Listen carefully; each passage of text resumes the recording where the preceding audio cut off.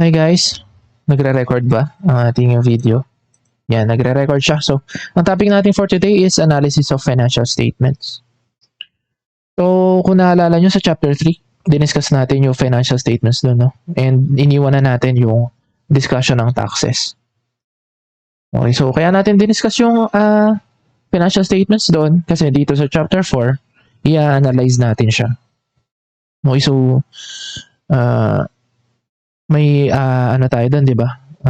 Sample firm o company, si Allied Food Products. So, yun pa rin yung gagamitin dito na example. Ayun. Sana makasunod tayo. Sana pinanood natin yung chapter 3 para dun sa mga tinamaan ng activity period. Okay, start natin to. So, tingnan muna natin kung ano ba yung contents ng chapter 4. So, dito i-discuss yung ratio analysis. Ano ba itong ratio analysis? So ano to, no? Parang puro formula yung discussion natin pagdating dito. And then yung formulas na yun, hinati siya into 5 groups. So liquidity ratios, asset management ratios, debt management ratios, profitability ratios, and market value ratios. And under nga yan, yung mga iba't ibang formula. So ilabas mo na yung index card mo para ready tayo isulat yung mga formulas natin. Okay.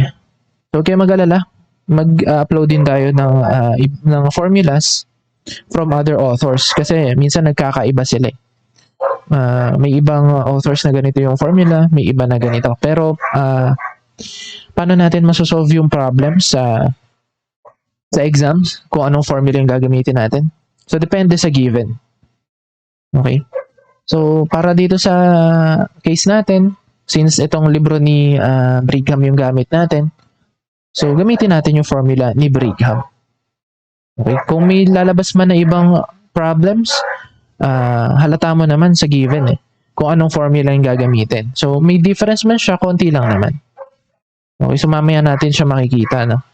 Again, mag-upload tayo ng handout o ng formula sheet sa Canvas, pero isulat mo pa rin yung formulas na nandito kasi hindi yung mga formulas dito yung i-upload natin. Okay, so formula siya from ibang author. Okay, so let's go. So after ng ratios, di-discuss naman itong DuPont equation. So ito formula rin siya. Kaya lang siguro next meeting na ito i-discuss from this to dun sa dulo sa looking beyond the numbers. So try natin tapusin muna yung first part since medyo mahaba-haba siya and puro formulas. Ayan.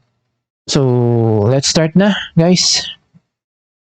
Nilabas mo na ba yung index card mo? Nilabas mo na? Ayan. Basahin muna natin yung putting things in perspective. Excuse my dogs kung naririnig nyo man sila. Okay, the primary goal of financial management is to maximize shareholders' wealth. So ito paulit-ulit tayo dito, no? Maximize shareholders' wealth. Sana hindi ka na magkamali dyan pag lumabas ulit yan sa exams. Okay? So, kung yan daw yung goal, paano siya na-achieve? Pwedeng gamitin yung accounting data. Okay? Kaya gagawin natin dito yung financial analysis. Kasi, saan ba nanggagaling yung accounting data? Siya financial statements. Financial statement analysis, okay? So ayan, tingnan ulit natin dito yung yung objective o learning objectives natin. So every chapter may ganito tayo, no? So ayan. Explain what ratio analysis is. Then list the 5 groups of ratios and identify, calculate, and interpret the key ratios in each group. Labas mo yung index card mo. Nilabas mo na. Hindi pa rin. Sige, maya-maya. Discuss each ratio's relationship to the balance sheet and income statement. Discuss why return on equity is the key ratio under management's control and how the other ratios impact ROE, and explain how to use the DuPont equation for improving ROE. Then compare our firm's ratios with those of other firms. Yun yung tinatawag na benchmarking. And analyze a given firm's ratios over time o yung trend analysis. So dito sa taas, binanggit yung dalawa na yan. Okay. So if management is to maximize the firm's value, it must take advantage of the firm's strengths and correct its weaknesses. So, paano yun gagawin? Iko-compare daw yung firm's performance dun sa ibang firms. So, dito, papasok yung benchmarking. Okay, and yung isa pa, yung comparison sa industry averages. Okay. And then, ano pa daw yung isang gagawin? Analyze of given firms' ratios over time o yung trend analysis. So, dito siya papasok, evaluating trends in the firm's financial position over time. So, ayan. Lastly, ito naman, discuss the tendency of ratios to fluctuate over time, which may or may not be problematic. Explain how they can be influenced by accounting practices as well as other factors, and explain why they must be used with care. So yan, start na natin, no? Doon na tayo pumunta sa ratio analysis. Nilabas mo na yung index cards mo? Nilabas mo na? Very good. Okay, so dito, pinakita dyan, yung allied food products. No? Kung hindi mo pa nga kilala si allied food products, yan yung example natin doon sa chapter 3. So may balance sheet doon, may income statement, and di ba pang financial statements. So doon manggagaling yung figures. Okay, so ayan. Binigay dyan yung figures, no? Bakit binigay dyan yung figures? Kasi yan yung gagamitin natin sa formulas dito sa ratio analysis. Okay, again, do sa table of contents, pinakita doon yung 5 categories o yung 5 groups ng ratios. Okay. So, inisa-isa dyan and binigay yung definitions o yung kung ano yung makukuha natin sa kanila sa mga ratios na yun. Okay, so isa-isayin natin. Sa liquidity ratios, it will give an idea of the firm's ability to pay off debts that are maturing within a year. Okay, yung current liabilities, no? Okay, so mamaya i-discuss yan ng in-depth. Okay, so basahin lang muna natin, no? Asset management ratios naman gives an idea of how efficiently the firm is using its assets. So, asset management, kung paano ginagamit yung assets. Then yung debt management ratios naman, how the firm has financed its assets as well as the firm's ability to pay its long-term debt. Kanina, liquidity ratio, yung short-term, no? O yung maturing within a year. Dito naman sa debt management, kung paano paano minanage yung debt and yung ability ng firm to pay yung mga long-term na utang. The next, itong profitability ratios, give an idea of how profitably the firm is operating and utilizing its assets. Then sa market value ratios naman, gives an idea of how investors think about the firm and its future prospects. Okay, again, puro formulas to. Pag-uusapan natin dyan. Okay. So, tara, start na natin dito sa liquidity ratios. Okay, the liquidity ratios help answer this question. Will the firm be able to pay off its debts as they become due and thus remain a viable organization? Okay. So, ano ba yung liquid asset? So, tingnan natin yung definition ng liquid asset dito sa libro. An asset that can be converted to cash quickly without having to reduce the asset's price very much. Alam na natin to, no?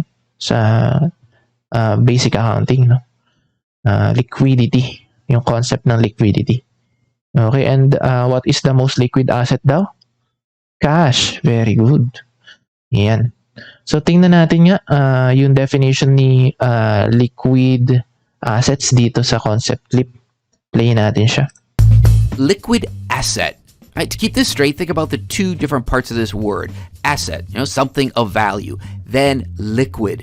Liquid or liquidity simply means the ease and cost at which an asset can be converted into another asset. Right? The easiest way to think about this is to think about converting an asset into cash. Right? So liquidity, how easy is it to convert any given asset into cash? Well, some assets are very, very liquid. Right? Think about your checking account. How difficult and costly is it to convert your checking account into cash? Well, that gets real simple. All you do is you go to the ATM machine, stick your card into the ATM machine, hit a few buttons, and start spitting $20 bills out at you. Right? So your checking account is a very liquid asset. Very easy, very simple to convert it into cash. Other assets like your car, real estate, not so liquid, right? Because it takes time, effort, and perhaps expense to be able to convert those assets into cash. So those assets are less liquid. So liquid assets, assets that are relatively easy and relatively cheap to convert into cash. Okay. So, yun yung definition ng liquid asset. Tingnan naman natin kung ano tong liquidity ratios definition niya. Okay. Ratios that show the relationship of a firm's cash and other current assets to its current liabilities. Okay. So, para magets natin to, titingnan natin yung formula. Okay. So, ilang formula ba meron dito under ng liquidity ratio? Okay. Yung first formula dyan na isusulat mo sa index card mo, current ratio formula. Sulat mo current ratio is equal to current assets over current liabilities. Okay. So, dyan pinakita na yung relation ng current assets and current liabilities. Binanggit dito kanina sa definition ng liquidity ratios. Ayan, ratios that show the relationship of a firm's cash and other current assets to its current liabilities. So, dito, i-represent siya ng malinaw sa isang example ng liquidity ratio, which is yung current ratio. Again, sulat mo yan sa index card mo. Sinulat mo na. Very good. So, ayan, basahin natin na current assets include cash, marketable securities, accounts receivable, and inventories. So, allied current liabilities consist of accounts payable, accrued wages and taxes, and short-term notes payable to its bank, all of which are due within 1 year. Okay? So, dito, binigay yung current assets. Kung naalala mo dun sa ating balance sheet, 1,000 yung current assets ni Allied. And then yung current liabilities niya is $310. So, dinivide siya, nakuha yung 3.2. So, ano tong industry average na to na pinakita dyan? So, dito, kinumpare siya sa industry average. Okay. So, binanggit yun kanina dun sa ating table of contents. Yung comparison sa industry average. Ayun yung isa sa uses ng ratios. So, para ma-compare natin kung ano ba yung performance ng firm natin as compared dun sa performance ng ibang firm sa same industry. Okay, so itong industry average, nakukuha yan sa iba't ibang sources. Siyempre, pinakasikat ang internet. Okay. So, yan, pinakita lang dyan na kinompare siya agad yung 3.2 dun sa 4.2. Okay? So, ayan. So, if a firm is having a financial difficulty, it typically begins to pay its accounts payable more slowly and to borrow more from its bank, both of which increase current liabilities. So, if current liabilities are rising faster than current assets, the current ratio will fall. And this is a sign of possible trouble. Okay, so, ayan. So, below nga yung ating current ratio compared dun sa industry average.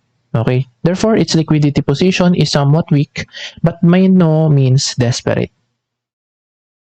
So, ayan, binanggit dito, although industry average figures are discussed later in some detail, note that an industry average is not a magic number that all firms should strive to maintain. In fact, some very well-managed firms may be above the average while other good firms are below it. Okay, so however, if a firm's ratios are far removed from the averages for its industry, an analyst should be concerned about why this variance occurs. Okay, thus, a deviation from the industry average should signal the analyst or management to check further.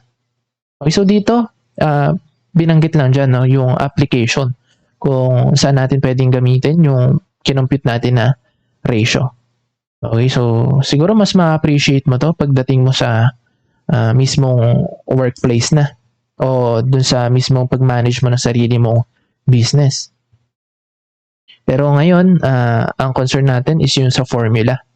Okay, so pag alam natin yung formula and na-compare natin sa given na industry average, masasagot na natin yung exams. So, yun yung priority natin. Okay, pero kung babasahin mo to, marami kang mapupulot na lessons dyan. And, syempre, kapag ganun, isasuggest ko na basahin mo pa further yung libro. Okay? So, dito binanggit ulit, note 2 that a high current ratio generally indicates a very strong, safe liquidity position. Okay? So, pag malaki daw yung current ratio, pwedeng i-indicate yung strong na liquidity position, pero pwede rin niya i-indicate yung pagkakaroon ng maraming obsolete inventory. Okay? So, pagka may old inventory ka, pangit yon. And pwede rin na meron kang old accounts receivable, pangit din yon. Okay? So, bakit pwede ka mag-arise sa magandang liquidity, pero negative pala yung effect? Ayan, kasi nga, current assets yung nasa numerator mo. Okay? So, current assets, kasama dyan yung inventory and yung accounts receivable. So, hindi porke malaki yung current assets, maganda na. Okay? Hindi siya automatic. Baka kasi yung accounts receivable mo sobrang luma na o tanda na. And, di ba kapag ganun, may chance na hindi mo na siya makollect. And, baka kailangan mo mag-recognize ng bad debts. Okay? So, isa pa dyan binanggit, pwede rin na too much cash yung nandoon sa yung current assets, kaya maganda yung liquidity na pinakita ng current ratio mo. So, kapag ba masyadong malaki yung cash, pangit din? Yes. Bakit? Kasi sayang naman yung potential ng cash natin. Kasi 'di ba, binanggit na natin, chapter 1 ba yun o chapter 2, na kapag yung cash natin ay nasa bangko lang, natatalo tayo. Bakit? May inflation eh. Okay? May interest man yung banks. Kapag mas malaki naman yung inflation rate, talo pa rin tayo. So, ano magandang gawin sa excess cash? I-invest natin. Okay? So, pag in-invest natin yun, bumili tayo ng shares, mababawasan yung current assets natin. And liliit yung current ratio. Okay, pag maliit ba yung current ratio, pangit na agad? Hindi rin. So, depende siya. So, in-explain lang natin dito yung yung usage o yung kung para saan ba yung ratios. Kung bakit natin siya kino-compute and yun, yung kung saan natin siya magagamit pagdating sa management decisions. Okay? So, yun nga. Sana na-appreciate mo yung concept. And then, sa mga susunod na ratios, try pa rin natin yun. Pero, focus na tayo dun sa formulas. I mean, i-try pa rin natin na i-put into, work o yung sa totoong buhay, yung formulas natin. Okay, after nung quick, ng current ratio, sinulat mo ba to sa index card mo? Very good. Punta naman tayo dito sa quick or acid test ratio. So, the second liquidity ratio is the quick or acid test ratio, which is calculated by deducting inventories from current assets and then dividing the remainder by current liabilities. Okay, isulat mo ulit to sa index card mo.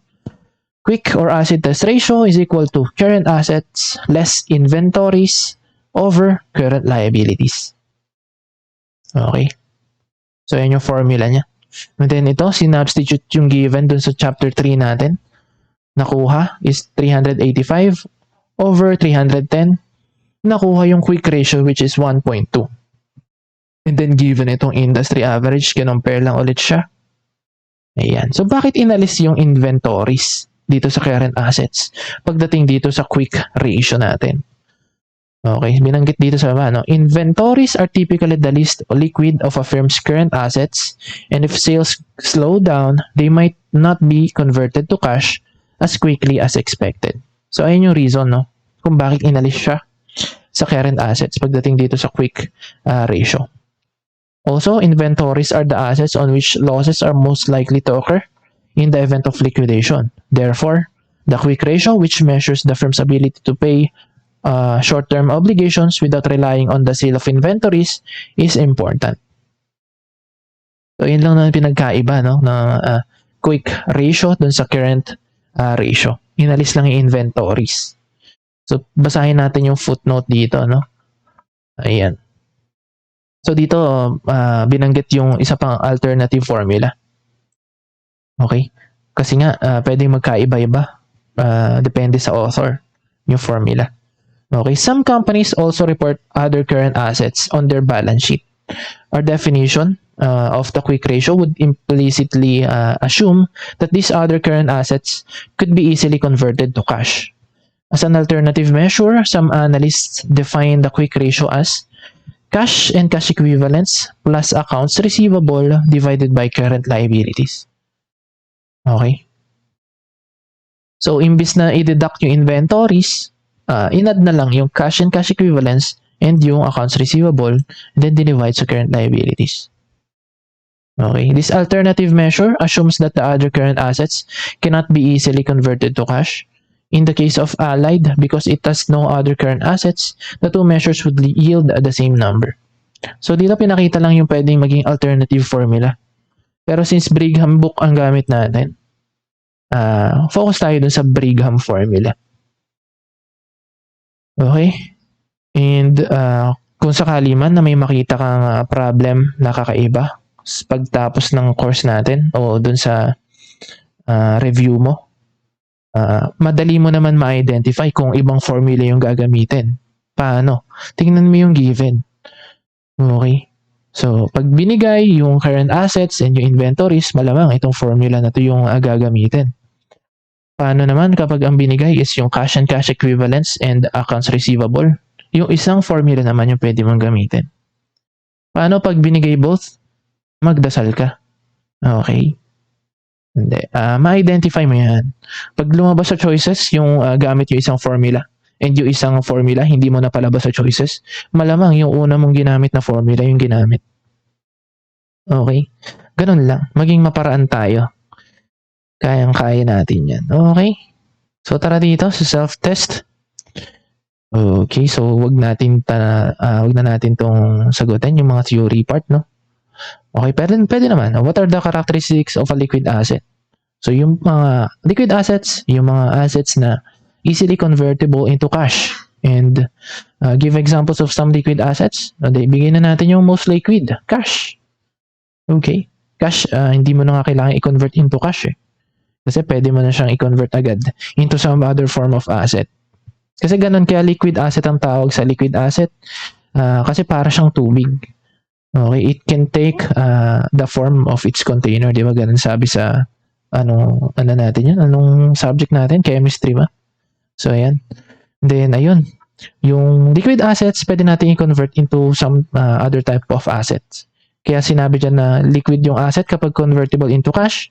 Kasi yung cash, pwede natin ibili ng ibang asset. And therefore, may iba natin o matatransform natin into other form of asset yung asset na hawak natin. Nakakalito ba? Hindi nakakalito yan. Okay. So ito, what question are the two liquidity ratios designed to answer? So dito, ano daw yung sinasagot na tanong dito? Kung kaya ba ng company bayaran yung currently maturing debt? Okay. So yun lang yun. Yun ang sagot dito sa self-test number 2. And then ito, which is the least liquid of a firm's current assets? Binanggit natin kanina, yung inventory. Okay. Then dito na tayo sa problem solving. A company has current liabilities of 500 million and its current ratio is 2.0. What is the total of its current assets? So gamitin ulit natin yung yung ating calculator. Nasaan ba yung calcu ko? Ito. Kunin mo yung calcu mo. Kinuha mo na. Very good. Okay. So, yan.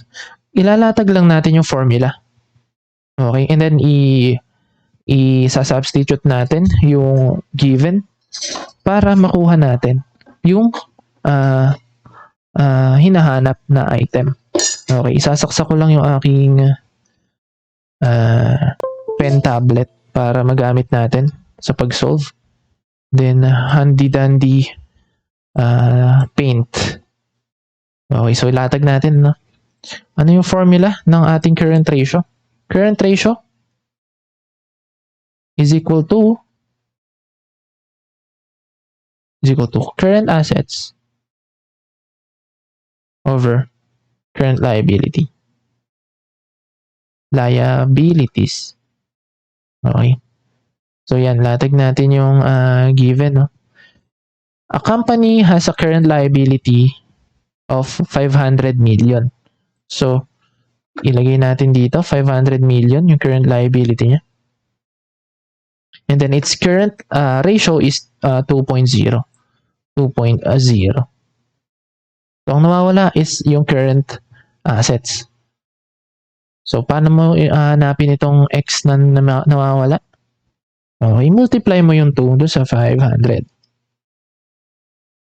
Malamang 1,000 yan. Okay. So, X is equal to 1,000. Ganun lang siya. Simpleng-simple lang. No? Pwede naman, ang nawawala mismo is yung current ratio and given yung current assets and current liability. Alam kong basic na basic sa ito. And pakita lang natin. No? Then, if the firm's quick ratio is 1.6, how much inventory does it have? So, quick ratio, ulitin natin yung formula. Quick ratio. Ano daw yung formula? Current assets. So, CA na lang. Minus inventory over current liability or CL na lang. Okay, so 1.6 daw ang quick ratio. And then, given yung current liability. Kano 500. And then, na-solve natin kanina yung 1,000 na current assets. So, may hinahanap tayo dito na nawawalang amount. Okay. So, solve lang natin yan. 1.6 times 500. So, 800. Then, ililipat natin yung 1,000 no, sa kabila ng equation. Papakita ko pa ba? Sige, pakita ko lang. Para natin para mas malinaw. Okay. Again, kinross multiply lang natin na 1.6 times 500 is equal to 1,000 minus x. Okay. So, dito, nakuha natin 800 is equal to 1,000 minus x. Okay. Pwede nating ilipat yung x doon sa kabila. And ilipat naman natin yung 800 dito sa kabila. Okay, kapag naglilipat tayo, anong nangyayari? Nababaliktad yung sign, no? So, si negative x magiging x na lang. And then yung 800 magiging negative 800. Okay. So, solve natin. 1,000 minus 800, 200. X is equal to 200. Easy lang, di ba? Pinakita lang natin dyan. Okay. Sana nakasunod tayo. Move na tayo sa next natin na group ng ratios, which is yung asset management ratios. The second group of ratios measure how effectively the firm is managing its assets. O binanggit na natin kanina ito, no? So tingnan natin yan, definition, a set of ratios that measure how effectively a firm is managing its assets. These ratios answer this question. Does the amount of each type of asset seem reasonable, too high, or too low in view of current and projected sales? So these ratios are important because when Allied and other companies acquire assets, they must obtain capital from banks or other sources, and capital is expensive. So yung concept ng cost ng capital, nabanggit din natin sa ating chapter 3, di ba? Okay, so again, kung hindi yung pa siya napapanood, panoorin mo na siya. Okay. So basically, 'di ba, ang capital kasi composed ng pwede siyang debt o yung yung mga utang natin. And pwede ring equity. Okay? So yung cost ng equity nga i-discuss siya sa further chapters pa. Okay? And yung cost of debt naman is yung interest expense. Okay? So, ayan. Yung capital na yun yung pambibili natin ng assets. Okay, kaya kailangan i-manage kaya kailangan natin itong asset management ratios kasi nga, yung expensive daw yung capital. Okay. So, ayan. Sana. Therefore, if Allied has too many assets, its cost of capital will be too high, which will depress its profits. On the other hand, if its assets are too low, profitable sales will be lost. So Allied must strike a balance between too many and too few assets. And the asset management ratios will help it strike this proper balance. Okay. So ready mo na yung index card mo? Sulat natin agad itong inventory turnover ratio. Yan yung una sa ating listahan ng asset management ratios. Okay. So inventory turnover ratio is equal to sales over inventories. Okay. Under ito, sa formula ni Brigham. Okay, pero may iba pang formulas para dyan. So tingnan natin yung footnote dito. So pakita natin. Hindi ito yun. Itong footnote siguro na isa. Ayan. Ayan. So, preferably, the average inventory value should be calculated by summing the monthly figures during the year and dividing by 12. So, ginawa siyang average, no? Yung denominator natin dito. Imbis na inventories lang, ginawa siyang average inventories. Okay? So, ayan. So, depende talaga sa given. Okay? Yung magiging atake mo sa problem. Pero nga, since Brigham yung gamit natin book, gamitin natin formula ni Brigham. Unless, halata natin sa given na ibang formula yung gagamitin o yung average yung gagamitin. Okay, isa pang pwedeng maging difference. May ibang authors kasi, ang ginagawa nilang numerator dito, instead of sales, cost of goods sold. Yan. So, cost of sales yung nasa ibabaw o nasa numerator, and then divided by average inventories. Okay? So, take note lang natin yun. No? Huwag kayo mag-alala, i-upload natin yung formulas ng ibang author dito sa Canvas. So, baka ngayon nga, na-upload ko na by this time. Okay?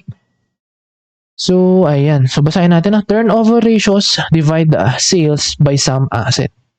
Okay. So, ayan daw yung clue niya, no? Clue niya dito. Pag sinabing turnover yung ratio, halimbawa nga, itong inventory turnover. So, yung sales, ang dinidivide natin by some asset. Okay, so, ibig sabihin, automatically, sales yung numerator.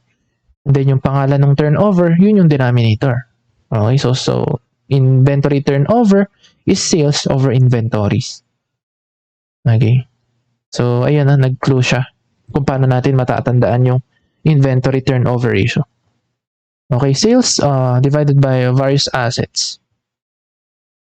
Okay, so as the name implies, these ratios show how many times the particular asset is turned over during the year. Yan. So, okay. So, ang nakuha natin na inventory turnover, gamit yung given dun sa ating chapter 3, ang sales natin doon is 3,000 divided by inventories, which is 615. Okay, nakuha yung 4.9. Kinompare ulit sa industry average na 10.9. Okay, and ayan siya. So, basahin natin dito. Allied's inventory turnover is 4.9, which is much lower than the industry average. This suggests that it is holding too much inventory. Excess inventory is, of course, unproductive and represents an investment with a low or zero rate of return. Okay? So, bakit? Paano nalaman na masyadong marami yung inventory ni Allied compared dun sa industry average? Kasi, saan ba dito nakalagay yung inventory? Sa denominator, no? So, mas malaki yung naging base. Okay? Kaya, lumiit yung amount ng fraction. Okay, so yung concept lang na yun, pakitandaan na lang. Okay, mas malaki yung denominator, liliit yung figure. Okay. In comparison dun sa numerator, mas malaki yung denominator as compared to the numerator, mas liliit yung amount dun sa fraction. Okay. So, excess inventory daw is pangit. Okay, bakit? Siyempre kasi, di ba? Pag marami tayong inventory, nagbabayad tayo ng warehouse. Halimbawa, so may rent expense tayo doon. Syempre, saan ba natin ilalagay inventory natin? Di ba? May expenses yan. And ayan, unproductive daw kapag sobra-sobra yung inventory natin. Syempre, ibig sabihin, hindi tayo makabenta. Kaya nga dumami yung inventory natin. Okay. So, yan. Allied slow inventory turnover ratio also makes us question its current ratio. With such a low turnover, the firm may be holding obsolete goods that are not worth their stated value. Okay, so itong concept ng obsolescence, nabanggit natin kanina, no? Ibig sabihin, luma na masyado yung ating inventory. Baka kailangan natin siyang i-write down. Okay? So, ayan. So, dito may note nga na binanggit. Note that sales occur over the entire year, whereas the inventory figure is for one point in time. For this reason, it might be better to use an average inventory measure. So, ayan, nabanggit natin kanina, no? Yung in-average yung inventory. Okay, pwede siyang gawing beginning plus ending divided by 2. Or kuhanin natin yung monthly figures, then i-divide natin sa 12. Okay, bakit? Bakit ina-average? Kasi daw, yung sales figure ay for the period, di ba? Okay, so pang buong taon to na figure sa sales. Whereas yung inventory figure dito, point in time. So, nung year-end lang, halimbawa, no? So, paano natin magagawang for a period yung inventory natin? Gawin natin yung average. Okay, so i-add natin yung beginning inventory sa ending inventory and then i-divide natin sa 2. Ayun, parang naging for a period na siya. And then, saka natin gagawin yung ratio. Okay? So, ayun yung concept dito sa turnover ratio. Okay, so next natin yung day sales outstanding. Okay, guys. Baka may question pala kayo, guys, dito sa previous ratios so far. Pause muna natin yung video.